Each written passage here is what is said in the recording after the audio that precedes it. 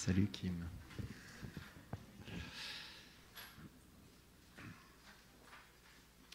Ça devient sérieux, j'ai sorti les lunettes. C'est pas souvent. C'est la sagesse qui... C'est ça. Mais j'ai la grande joie de vous apporter le message ce soir et c'est vrai que c'est un privilège, c'est aussi une charge, mais ça me remplit de joie et puis surtout avec la louange qu'on a eue, on a vraiment chanté la gloire de Dieu. Je vous propose qu'on prie ensemble. Seigneur, merci. Merci parce que nous avons chanté ta gloire, parce que nous avons chanté tes louanges, Seigneur Dieu. Tu es celui qui est le Dieu Tout-Puissant, tu es celui dont le nom est au-dessus de tout nom. Tu es celui qui est digne d'être loué, digne d'être adoré. Et tu es celui qui est venu pour nous sauver, qui est venu pour nous arracher de la boue du péché. Seigneur, merci. Merci pour ta présence ici. Merci pour ta présence dans nos cœurs, parce que tu es venu faire ta demeure dans le cœur de ceux qui t'ont accepté. Et merci parce que nous sommes aussi en ta présence et nous sommes cachés en toi, Seigneur. Glorifie ton nom. Amen. Ce soir, je voulais vous parler du caractère de Jésus. Et avec peut-être un élément du caractère de Jésus qu'on n'aborde pas souvent, et c'est bien dommage, parce que c'est finalement un peu la manière dont Jésus s'est décrit lui-même. Et je vais commencer par un autre texte, finalement. On va le découvrir. Vous allez découvrir avec moi le caractère de Jésus. Et je regarde s'il y a des enfants dans la salle. Non, ça va, c'est bon. Parce que le texte que je vais prendre est un petit peu difficile, au moins pour l'introduction. Il s'agit de Matthieu 14, versets 1 à 16. C'est la mort de Jean-Baptiste. Je vais lire les versets 1 à 12 et vous avez déjà à l'écran à partir du verset 12. À cette époque, Hérode, le gouverneur de la Galilée, entendit parler de Jésus. Cet homme, dit-il à ses courtisans, c'est sûrement Jean-Baptiste. Le voilà ressuscité des morts. C'est pour cela qu'il détient le pouvoir de faire des miracles. En effet, Hérode avait ordonné d'arrêter Jean, l'avait fait enchaîner et jeter en prison à cause d'Hérodiade, la femme de Philippe, son demi-frère, parce qu'il lui disait « Tu n'as pas le droit de la prendre pour femme ». Au verset 5, Hérode cherchait donc à faire mourir Jean-Baptiste. Mais il craignait la foule car elle considérait Jean-Baptiste comme un prophète. Or, le jour de l'anniversaire d'Hérode, la fille d'Hérodiade exécuta une danse devant les invités. Hérode était sous son charme. Aussi lui promit-il avec serment de lui donner tout ce qu'elle demanderait. À l'instigation de sa mère, elle lui dit « Donne-moi ici sur un plat la tête de Jean-Baptiste ». Cette demande attrista le roi. Mais à cause de son serment et de ses invités, il donna l'ordre de le lui accorder. Il envoya un soldat décapiter Jean-Baptiste dans sa prison. La tête de ce dernier fut apportée sur un plat et remise à la jeune fille qui l'apporta à sa mère. À partir du verset 12, les disciples de Jean-Baptiste vinrent prendre son corps pour l'enterrer, puis ils allèrent informer Jésus de ce qu'il s'était passé. Quand Jésus entendit la nouvelle, il quitta la contrée en bateau et se retira à l'écart dans un endroit désert. Mais les foules l'apprirent, elles sortirent de leur bourgade et le suivirent à pied. Aussi, quand Jésus descendit du bateau, il vit une foule nombreuse. Alors il fut pris de compassion pour elle et guérit les malades. Le soir venu, les disciples s'approchèrent de lui et lui dirent « Cet endroit est désert et il se fait tard. Renvoie donc ces gens pour qu'ils aillent dans les villages voisins s'acheter de la nourriture. » Mais Jésus leur dit « Ils n'ont pas besoin d'y aller. Donnez-leur vous-même à manger. » Ce texte vous paraît peut-être un peu bizarre compte tenu de l'introduction que j'ai faite. Simplement, on a ici en introduction le passage où Hérode est troublé par les miracles de Jésus. Il voit Jésus faire des miracles Et il pense en fait que Jean-Baptiste est ressuscité. Hérode ne connaît pas, se moque de Dieu finalement. Hérode est un juif, il est mis là par les Romains pour diriger au nom de la communauté juive, ou pour apaiser, on va dire, Israël ou les Juifs qui ne supportent pas d'être dirigés par des Romains, mais il est quand même à la solde des Romains et il se moque bien de Dieu. Et il ne connaît pas la parole, il ne s'attend pas à voir le Messie. Simplement, la venue de Jésus le questionne. Qui est cet homme? J'ai fait décapiter Jean-Baptiste, et cet homme-là doit être celui-ci, puisqu'il fait des miracles. Et l'évangéliste Matthieu, donc, fait un retour en arrière, en fait, pour nous expliquer pourquoi Hérode pensait cela. Et il nous explique donc la décapitation, la mort de Jean-Baptiste. Et pendant en fait la suite du texte, les chapitres 14 et les chapitres 15, vous avez un espèce de flashback dans la Bible qui nous décrit les miracles que Jésus faisait et pour lesquels Hérode se posait des questions, tant de questions. Là où je veux en venir, c'est que c'était pour un peu poser le contexte, la mort de Jean-Baptiste, c'est qu'au verset 13, je vais le relire, quand Jésus entendit la nouvelle, il quitta la contrée en bateau et se retira à l'écart dans un endroit désert. Et ce verset m'a particulièrement touché parce que Jésus apprend la nouvelle de l'assassinat de son cousin. C'est la tradition qui nous dit que c'est son cousin. On pense que Marie et Élisabeth, donc la mère de Jésus et la mère de Jean-Baptiste, étaient parentes. Enfin, on sait qu'elles étaient parentes, on pense qu'elles étaient cousines. Et vous vous souvenez, c'est lorsque Marie reçoit l'annonce par l'ange Gabriel que le Saint-Esprit va lui donner un fils, elle court vers Élisabeth, lui annoncer, et alors qu'elle arrive chez Élisabeth, l'enfant qui est dans le ventre d'Élisabeth tressaillit dans son sein. Élisabeth portait Jean-Baptiste dans son sein. Donc Jean-Baptiste et Jésus ont 6 mois d'écart et ils ont certainement été, alors, pas éduqués ensemble, mais ils se connaissaient, c'est certain. Certains qui se connaissaient, ils ont probablement et même été élevés plus ou moins ensemble. En tout cas, ils se connaissaient très bien. Et Jésus le considérait certainement comme un frère. Et alors que Jésus apprend la mort terrible de Jean-Baptiste, Jésus est triste et il est en deuil. Et il se retire dans un endroit désert, certainement pour prier, comme Jésus avait l'habitude de prier très souvent, certainement pour pleurer la mort de son frère, certainement qu'il avait besoin de s'isoler.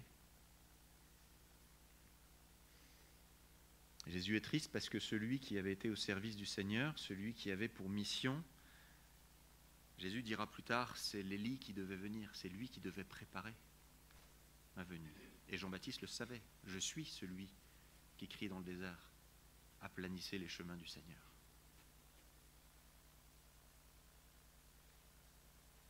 Jean-Baptiste était au service de Dieu, il était au service de Jésus. Et Jean-Baptiste a été traité comme un moins que rien.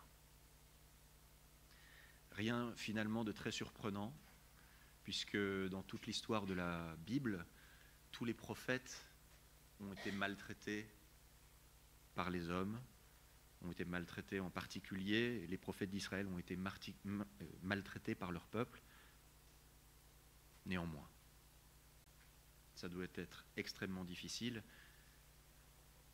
Et Jésus est triste, et ça le renvoie peut-être, je spécule, mais ça le renvoie peut-être aussi à ce qu'il attend, à ce qu'il va subir, à la mort qu'il va souffrir à la croix.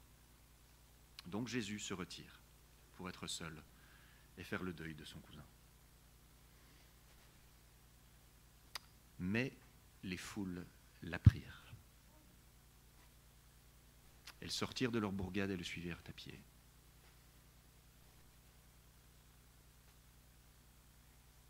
Les foules viennent voir Jésus et viennent soutenir Jésus dans son deuil et dans sa tristesse. Ah ben non. Ah ben pas du tout. Pas du tout. Non. Les foules ne sont pas comme ça.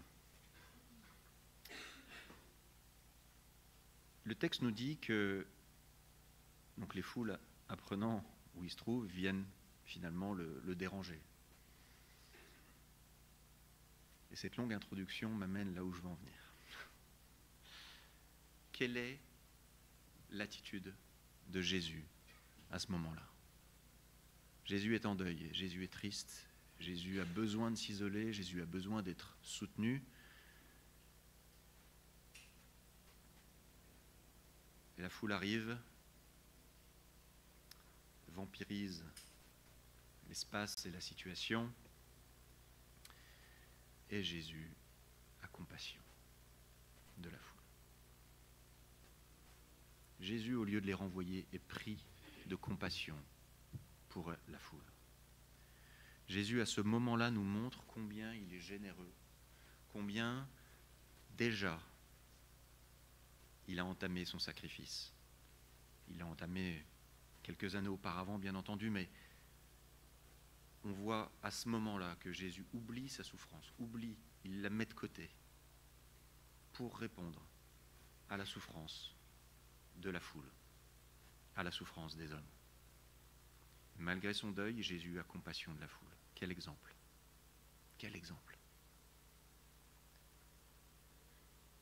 Et cet événement me fait penser donc à ce texte de Matthieu 11, donc quelques chapitres au préalable, Matthieu 11, versets 28 à 29, qui nous dit « Venez à moi, vous tous qui êtes accablés sous le poids d'un lourd fardeau, et je vous donnerai du repos. Prenez mon joug sur vous et mettez-vous à mon école, car je suis doux et humble de cœur, et vous trouverez le repos pour vous-même. Oui, mon joug est facile à porter et la charge que je vous impose est légère. » Souvent, quand on lit ce texte, on regarde ce texte et super, je vais venir à Jésus et il va me libérer, il va enlever le fardeau que moi j'ai sur mon cœur. Et ce que Jésus là choisit de dire à ses disciples, c'est qui il est. Et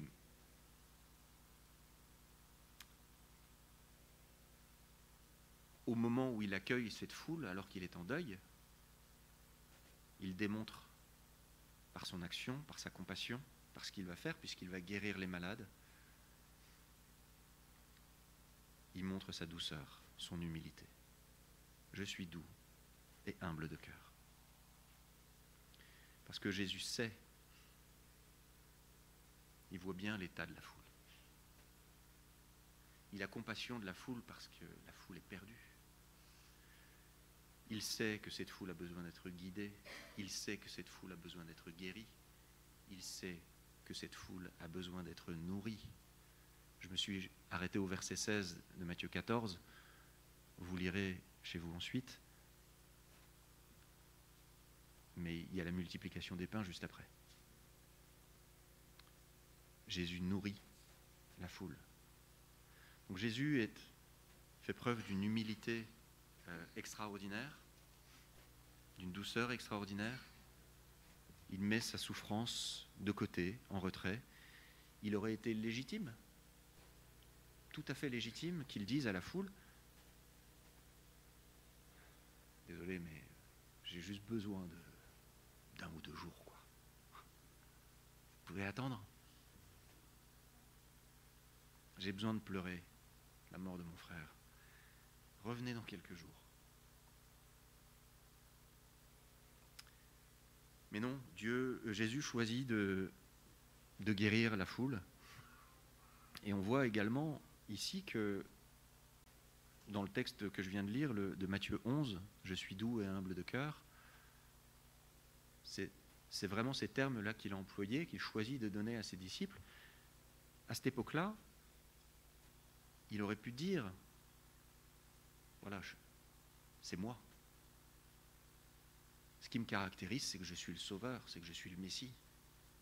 Ah non, c'est pas ce qu'il dit. Ce qui le caractérise, c'est qu'il est doux et humble de cœur. Probablement qu'il a choisi de ne pas dire ouvertement qu'il était le Messie parce que tout simplement son heure n'était pas encore venue. Ceux qui écoutaient ses propos étaient bien déjà un petit peu titillés parce qu'ils comprenaient avec les mots, même s'ils étaient un peu cachés, qui était Jésus et qui il prétendait être. Enfin, il prétendait rien du tout, il était le Messie. Mais pour les gens de l'époque, ils ne savaient pas. Et ils étaient un peu choqués. Mais Jésus ne choisit pas de dire qu'il est le Sauveur, qu'il est le Messie, parce que, par humilité, si Jésus a quitté la gloire du ciel, c'est évidemment pas pour recevoir la gloire des hommes. Il n'en a pas besoin. D'accord ? Et Jésus est donc humble. Alors ça ne veut pas dire qu'il fait preuve de fausse modestie. Ça ne veut pas dire qu'il est simplement discret et qu'il ne souhaite pas se mettre en avant. Ça ne veut pas dire simplement qu'il ne sait pas qui il est. Parce que Jésus sait exactement qui il est. Il sait exactement ce qu'il est venu accomplir. Mais Jésus met sa souffrance en retrait pour subvenir aux besoins de la foule. Et la question qu'on peut se poser, c'est qu'après la multiplication des pains, après avoir guéri tous les malades, est-ce que la foule sera reconnaissante ? Parce que quelques versets plus loin, dans le chapitre 15, il nous est décrit, quelques versets plus loin, dans le chapitre 14, il nous est décrit la multiplication des pains, la première multiplication des pains, pas tout de suite. Mais il nous a décrit une deuxième multiplication des pains. Dans le chapitre 15, donc chapitre 14, nous avons Jésus qui nourrit 5000 hommes sans compter les femmes et les enfants, avec 5 pains et 2 poissons. Chapitre 15, nous avons 4000 hommes sans les femmes et les enfants, toujours, avec 7 pains. Donc on sait là que Jésus a au moins fait 2 multiplications des pains. C'est intéressant parce qu'on pourrait se dire, bon, ben voilà, les évangiles, ils sont peut-être contradictoires, en fait c'est le même événement. En fait non. Matthieu, l'évangile de Matthieu nous décrit les 2 multiplications des pains. Il ne s'est pas trompé. La foule est guérie, la foule est nourrie. Est-ce que la foule est reconnaissante pour autant ? En fait, la foule vient avec ses problèmes.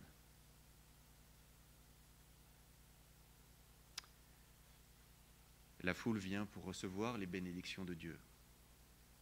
Elle ne vient pas pour recevoir, pour connaître le Dieu des bénédictions.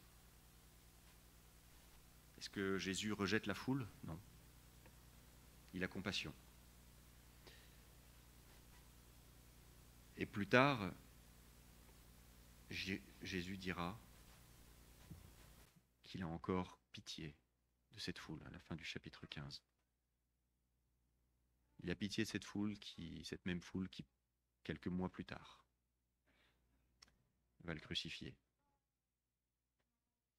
Mais Jésus est doux et humble de cœur. Jésus accueille toujours la foule. Et ça, c'est une source de joie et de réconfort pour nous, parce que quelle que soit la situation dans laquelle on est, quels que soient les péchés qu'on ait commis, Jésus nous accueillera toujours.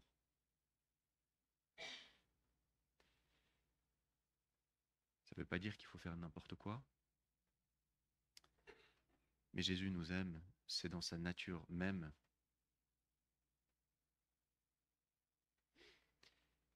Et alors sur l'humilité, est-ce que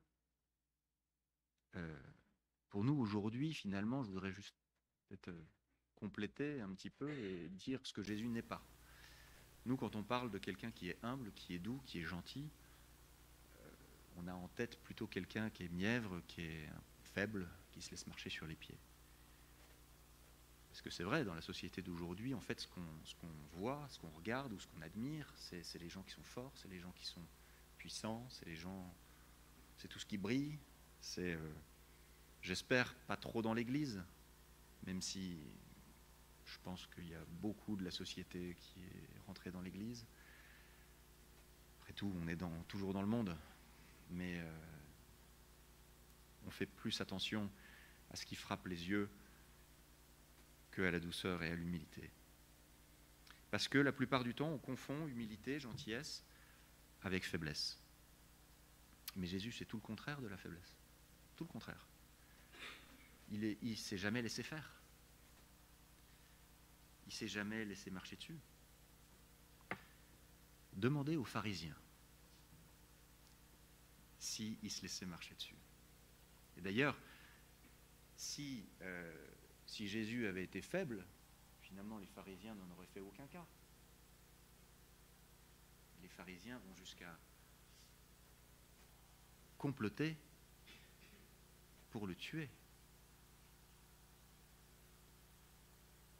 Donc non, Jésus est fort, il est puissant. Et on le voit dans le chapitre 12. Donc juste après la déclaration, donc la fin du chapitre 11, c'est « Je suis doux et humble de cœur ». Chapitre 12, on a les discussions avec les pharisiens sur le sabbat, sur plein de sujets, et où on constate que Jésus fait preuve d'une fermeté et d'une dureté envers les pharisiens qui est presque dérangeante. Parce que Jésus est dur avec eux. Il a des propos qui sont vraiment difficiles à entendre. Et il les corrige en permanence. Si bien qu'au bout d'un moment, quand même, les pharisiens en ont vraiment marre, quoi. Et ils vont le tuer. Mais pourquoi est-ce que Jésus est si dur envers les pharisiens? Pourquoi est-ce qu'il est si dur? Parce qu'après tout, Jésus le sait, les pharisiens sont des pécheurs comme tout le monde, comme les autres. Ils ont besoin d'être sauvés, ils ont besoin de la grâce. Pourquoi est-ce qu'il n'est pas aussi doux avec les pharisiens qu'il ne l'est avec la foule? La réalité, c'est que les pharisiens ont le cœur endurci. Et que les pharisiens ont la responsabilité, la charge d'enseigner le peuple. Et pour ceux qui prêchent dans l'Église, je vous garantis que c'est une vraie responsabilité. Parce qu'on peut être aussi un peu pharisien. Hein? Voilà. Non, mais ce que je veux dire, c'est que c'est une vraie charge, c'est une vraie responsabilité d'enseigner le peuple. Et c'est une chose d'être dans l'erreur, de croire des erreurs, soi-même. Mais de les enseigner aux autres et d'amener les autres à s'éloigner de Dieu, ça c'est, pour Jésus, pour Dieu, c'est pas possible. C'est inacceptable. Jésus est en colère par les pharisiens parce qu'ils ont la charge, justement, d'enseigner le peuple et qu'il leur applique des lois qui sont humaines, parfaitement inapplicables. Et d'ailleurs, on le voit à plein de fois, j'ai quelques exemples ici. Si vous regardez Nicodème, alors Nicodème est peut-être un mauvais exemple puisque à la fin, il a accepté Jésus. Et justement, au début, Jean 3, verset 9, Jésus dit, alors c'est la version seconde, là je pense qui est là, voilà, c'est la version seconde qui est ici, mais tu es le docteur d'Israël, c'est traduit de cette manière-là, tu es le docteur d'Israël et tu ne sais pas ces choses. Dans Matthieu 12, verset 7, si vous saviez ce que signifie « je prends plaisir à la miséricorde et non au sacrifice », le verset 12, il dit « combien un homme vaut-il plus qu'une brebis? Il est donc permis de faire du bien les jours de sabbat ». Là, il taille en pièces les Parisiens, ils taillent en pièces les pharisiens. Il y en a peut-être qui aimerait bien aussi que les Parisiens soient taillés en pièces. Mais... Pardon. Et il ne fait pas de cadeau aux pharisiens. J'ai failli redire les Parisiens là, à l'instant. Donc il ne fait pas de cadeau aux pharisiens et il les attaque sur la loi, sur les Écritures. Vous imaginez, vous passez votre vie à écouter, à apprendre les Écritures. Les pharisiens connaissaient par cœur, mais par cœur, la loi. L'Ancien Testament de la Genèse jusqu'à... C'est quoi le dernier livre de l'Ancien Testament? Malachie? Malachie? Par cœur. La loi, les psaumes, les prophètes, par cœur. Mais ils n'ont pas compris. Et Jésus leur dit qu'ils n'ont pas compris.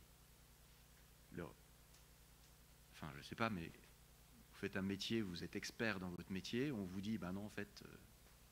t'as rien compris, t'es un imposteur, ça fait mal, quoi. On n'aime pas la personne qui nous dit ça. Mais le pire, c'est ce que je disais au préalable, c'est que, en fait, Jésus est pris d'une colère sainte envers les pharisiens parce qu'ils perdent le peuple. Et il est en colère parce qu'il aime les hommes. Jésus est en colère parce qu'il nous aime et parce qu'il ne peut pas supporter de voir des gens qui perdent d'autres personnes. Il ne peut pas laisser faire ça. Donc Jésus n'est pas faible, il est fort. Mais Jésus est juste. C'est pour ça qu'il se met en colère contre les pharisiens. C'est pour ça qu'il les reprend durement. Encore une fois, autre exemple sur le divorce, Matthieu 19. Jésus renvoie les pharisiens même à la loi du Créateur. Matthieu 19 nous dit, c'est les versets 5 à 6, c'est pourquoi l'homme laissera son père et sa mère. En fait, le verset d'avant, ou quelques versets avant, il dit, ne savez-vous pas quelle est la loi du Créateur sur le mariage? C'est pourquoi l'homme laissera son père et sa mère pour s'attacher à sa femme, et les deux ne feront plus qu'un.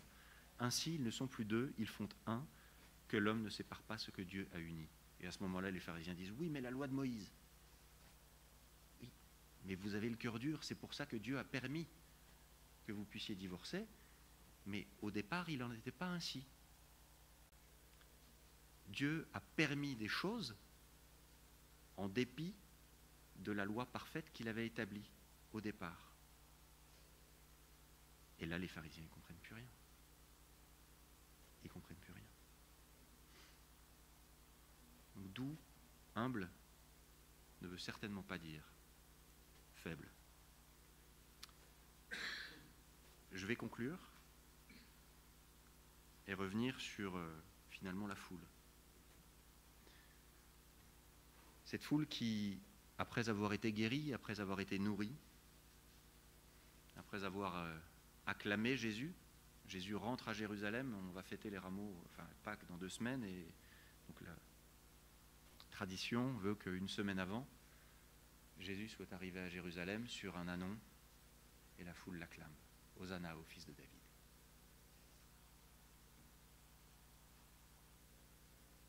Et quelques jours plus tard, cette même foule va hurler « Crucifie ! Crucifie !» On a envie de se mettre en colère contre ces gens-là. On a envie de hurler aussi, tellement cette foule est ingrate et peu reconnaissante. Mais n'oublions pas que cette foule, c'est moi, c'est toi, c'est nous tous ici.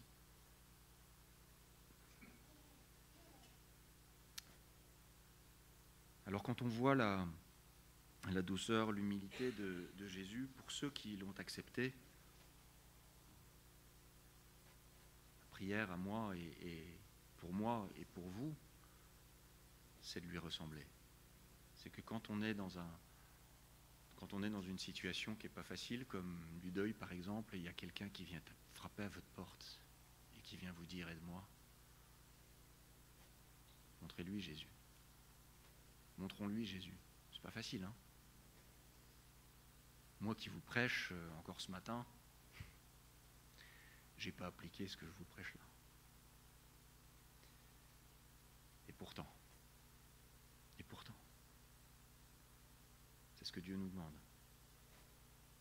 Soyons humbles comme notre Seigneur a été humble. Lui qui est allé jusqu'à laisser la gloire qu'il avait depuis toute éternité. C'est l'apôtre Paul qui nous dit aux Philippiens 2, chapitre 2, versets 5 à 11. Tendez à vivre ainsi entre vous, car c'est ce qui convient quand on est uni à Jésus-Christ. Lui qui était de condition divine ne chercha pas à profiter de l'égalité avec Dieu, mais il s'est dépouillé lui-même et il a pris la condition d'un serviteur en se rendant semblable aux hommes, se trouvant ainsi reconnu à son aspect comme un simple homme. Il s'abaissa lui-même en devenant obéissant jusqu'à subir la mort, oui, la mort sur la croix. C'est pourquoi Dieu l'a élevé à la plus haute place et il lui a donné le nom qui est au-dessus de tout nom, pour qu'au nom de Jésus, tout être s'agenouille dans les cieux, sur la terre et jusque sous la terre, et que chacun déclare Jésus-Christ est Seigneur, à la gloire de Dieu le Père. On l'a chanté tout à l'heure, le nom qui est au-dessus de tout nom. Cette humilité, cette vie de sacrifice, c'est quelque chose qui est convenable. C'est pas extraordinaire. Ça convient au Seigneur, ça convient à celui qui est chrétien. Et ce n'est pas quelque chose qui va vous apporter la gloire sur la terre. D'ailleurs, heureusement, ce n'est pas pour ça qu'on le fait. Ce n'est pas pour ça que Dieu nous demande de le faire. C'est convenable à la vie chrétienne. C'est le modèle que Jésus nous montre. Et l'apôtre Paul nous dit que c'est convenable à celui qui est uni à Christ. Qu'est-ce que ça veut dire? Ça veut dire que c'est convenable, mais que tout seul, on n'a aucune chance d'y arriver.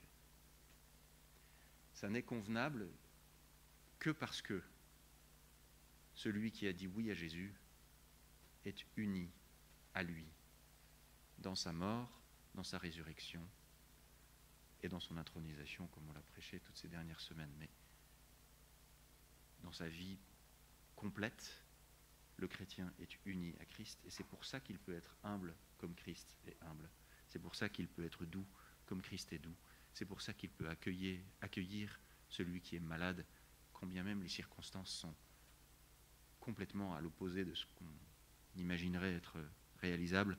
Il peut quand même aider celui qui a besoin d'être aidé et lui témoigner de Christ. Ça, c'est pour le chrétien.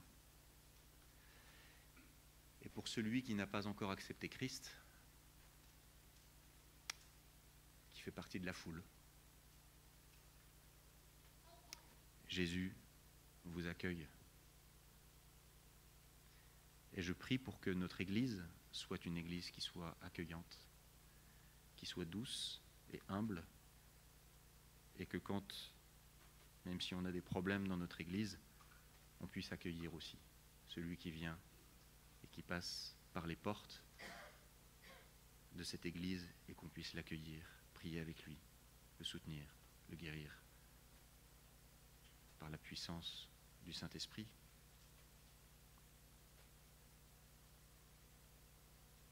Que cette douceur, cette humilité soit vraiment tous les jours pour nous,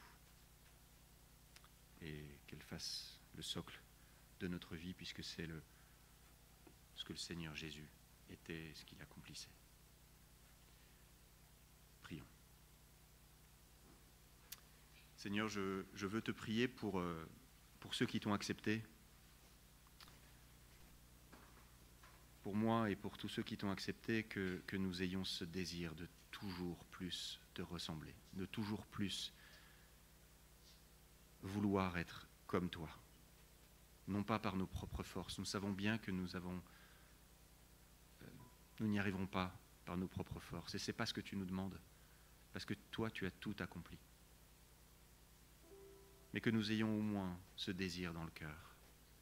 Et même ce désir dans le cœur, nous te demandons, Seigneur Dieu, de nous le donner. Saint-Esprit, viens ouvrir nos cœurs pour que nous soyons désireux de te ressembler. dans cette humilité, dans cette douceur. Merci Seigneur Dieu pour tout ce que tu as accompli, pour tout ce que tu as accompli et pour cette douceur et cette humilité que tu mets dans nos cœurs maintenant. Afin que nous puissions aussi accueillir ceux qui sont dans la détresse, ceux qui te cherchent, mais qui ne savent même pas qu'ils te recherchent. Ceux qui ont besoin de toi, mais qui ne le savent même pas. Que nous puissions pointer, leur montrer qui tu es, vraiment, et combien tu les as aimés. Merci Seigneur, pour ta vie donnée, pour ton amour pour nous. Que ton nom soit loué. Amen.